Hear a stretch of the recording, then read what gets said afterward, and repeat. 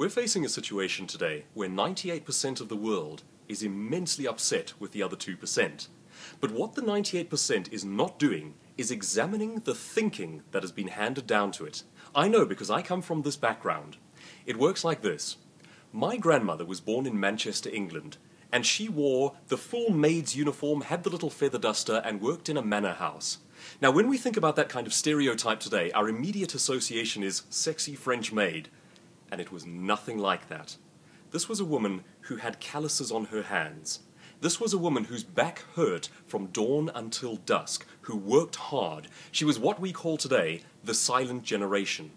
Now, when it came time for her to hand thinking about work and earning to the next generation, my grandmother went rummaging around in her mental filing cabinets and handed down a blessing and a curse.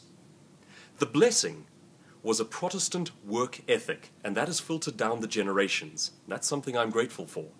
The curse was working class ideas about wealth and earning.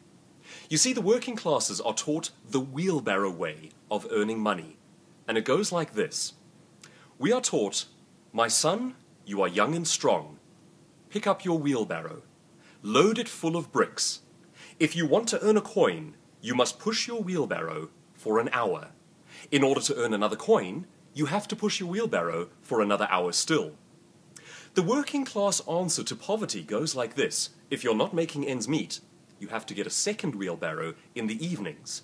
And your goal, your task, is to push that wheelbarrow for more hours. Now, entrepreneurs and high earners, in other words, the top 2%, have discovered that that kind of thinking will not only exhaust you, but it will keep you poor. What we need to do early on is have the wealthy man's epiphany, and that is, dump the bricks and carry gold. In other words, your task is to increase the value of what it is that you do. The simplest example of that is, if you go and study and get a qualification, you earn more per hour for the work that you do. You have raised the value of your labor. But there are cleverer ways of doing that still. You can escape the hour equation entirely by positioning yourself as an expert.